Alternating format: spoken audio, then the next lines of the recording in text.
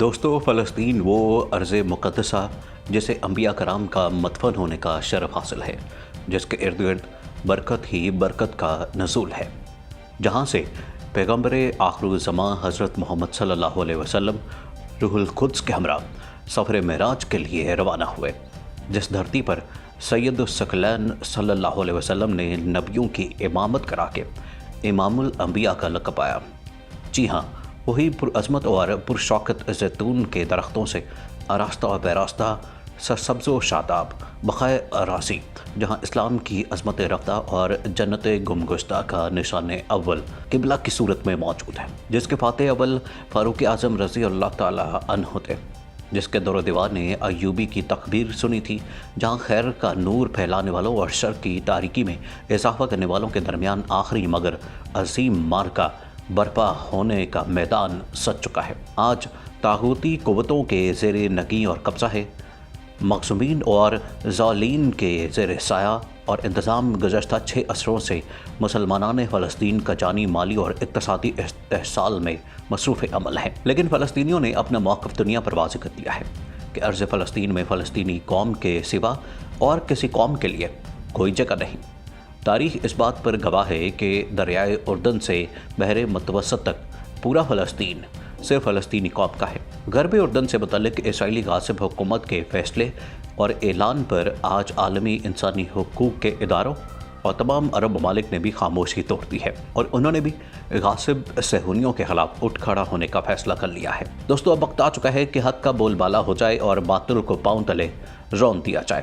اس topic کا آغاز کرنے سے پہلے نئے آنے والے دوستوں سے گزارش ہے کہ ہمارے چینل کو سبسکرائب کر لیں۔ دوستو، اسرائیل کی جانب سے مشرقی بیت المقدس پر قبضے کا سالانہ جشن یوم یروشلم منانے پر قبل ہی علاقے میں کشیدگی جاری تھی۔ اسرائیل نے 1967 میں جنگ کے ذریعے مشرقی بیت المقدس اور اولڈ سٹی پر قبضہ کر لیا تھا، جو یہودیوں اور مسیحیوں کے لیے مقدس مقامات ہیں۔ ماہ رمضان میں اسلام کا تیسرا مقدس ترین مقام مسجد اقصی تشدد کا مرکز بنا ہوا ہے۔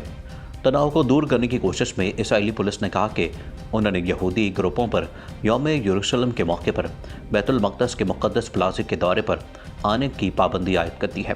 اس کے علاوہ اسرائیلی پولیس کی جانب سے یوم یروشلم پر منعقد ہونے والے مارچ کا معین راستہ بھی تبدیل کر دیا جائے گا، جس میں ہزاروں یہودی نوجوان پرچم لہراتے ہوئے اولڈ سٹی کے دمشق گیٹ اور مسلم کوارٹر سے گزرتے ہیں۔ سوشل میڈیا پر پبلش ہونے والی براہ راست ویڈیو میں یہ دکھایا گیا کہ فلسطینی اور اسرائیلی پولیس کے درمیان جھڑپیں ہوئیں اور اسرائیلی پولیس نے نہتے فلسطینیوں پر اسٹین گرنیڈ استعمال کیے۔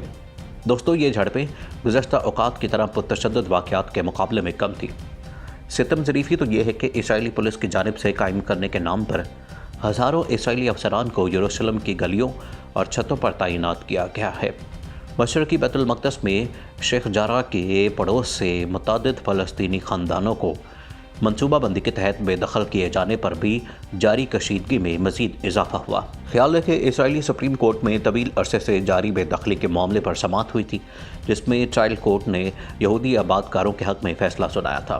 دوستو، ترک صدر طیب اردگان نے فلسطینی نوجوانوں پر مسجد اقصی میں ربڑ کی گولیاں فائر کرنے، گرینیڈ سے حملوں اور تشدد پر اسرائیل کو دہشت گرد ریاست قرار دے دیا۔ خبر ایجنسی رائٹرز کی رپورٹ کے مطابق طیب اردگان نے کہا کہ انقرہ نے اس واقعے پر عالمی اداروں کو جھنجھوڑنا شروع کر دیا ہے۔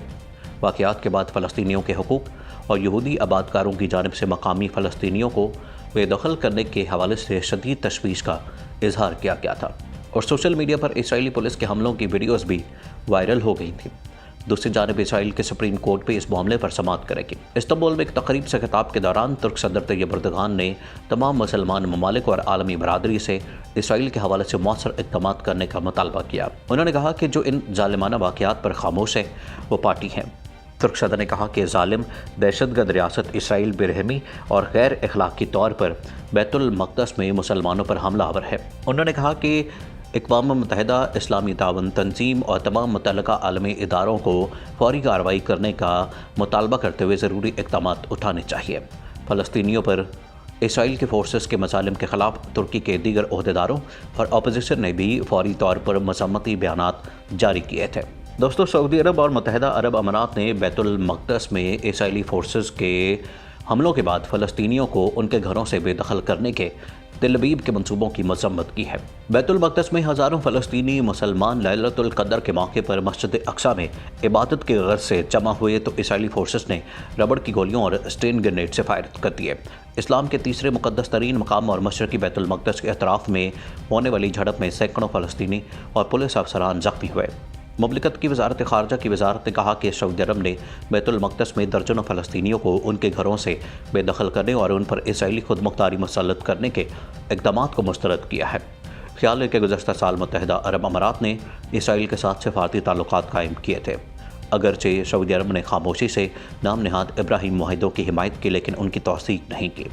सऊदी अरब ने तवील अरसे तक फ़लस्तीनी मकासद की हिमायत की और इसराइल के साथ सफारती ताल्लुकात को मुनक़ता रखे, लेकिन गुज़श्ता साल नवंबर में इसराइली वज़ीर-ए-आज़म ने सऊदी अरब का दौरा किया और सऊदी वली अहद से मुलाकात की और ये किसी इसराइली रहनुमा का पहला तस्दीक शुदा दौरा था। यूएई ने बयान में उन झड़पों और फ़लस्तीनियों की उनके घरों से बेदखली की शदीद मज़म्मत की है। दोस्तों, यरूशलेम में इसराइली सिक्योरिटी फोर्सेस और फ़लस्तीनियों के दरमियान जारी झड़पों में सूरत हाल इंतहाई तशवीशनाक हो गई है। अब तक तकरीबन 600 फ़लस्तीनी ज़ख्मी हो चुके हैं। अक़वाम मुत्तहिदा की सलामती काउंसिल की हंगामी मीटिंग हो रही है। ये मीटिंग ट्यूनिस की दरख्वास्त पर तलब की गई है, जिसमें यरूशलेम की ताज़ा तरीन सूरत हाल पर तबादला ख्याल किया जाएगा। मुतअद्दिद आलमी रहनुमाओं ने इसराइल से तहम्मुल से काम लेने की अपील की है। इस दौरान इसराइली वज़ारत इंसाफ ने इस समाअत को मौखर कर दिया है, जिसके नतीजे में मशरक़ी यरूशलेम के फ़लस्तीनियों को वहाँ से उजाड़ दिया जाता। इसराइल की वज़ारत इंसाफ ने कहा कि वो इस मुकदमे के समाअत को मौखर कर रहा है, जिसकी वजह से मशरक़ी यरूशलेम में आबाद फ़लस्तीनी ख़ानदानों को मुमकिन तौर पर उनके घरों से बेदखल किए जाने का खदशा है। ये ऐलान यरूशलेम में गुज़श्ता कई रोज़ की झड़पों के बाद किया गया। दोस्तों, अमेरिका, रूस, यूरोपीय यूनियन, खलीजी ममालिक के बाद सफ़ीरों समेत अक़वाम मुत्तहिदा ने भी कशीदगी पर गहरी तशवीश का इज़हार किया है।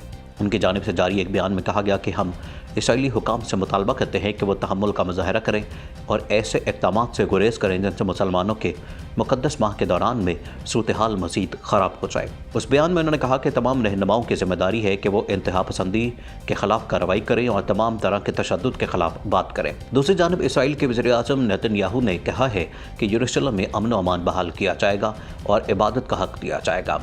दूसरी जानिब तुर्की ने इन वाक़यात की मज़म्मत करते हुए कहा कि फ़लस्तीनियों को बेदखल करने की इसराइली मुनज़्ज़म कोशिशें तवील कानूनी जंग के ख़िलाफ़ वर्जी है और तुर्क सदर ने बेदखली रोकने का मुतालबा किया है।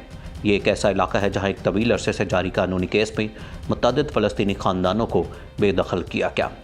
अमेरिका और अक़वाम मुत्तहिदा की जानिब से तशद्दुद में कमी का मुतालबा सामने आया, जबकि यूरोपीय यूनियन और उर्दन समेत दीगर ने मुमकिना बेदखली पर तशवीश का इज़हार किया।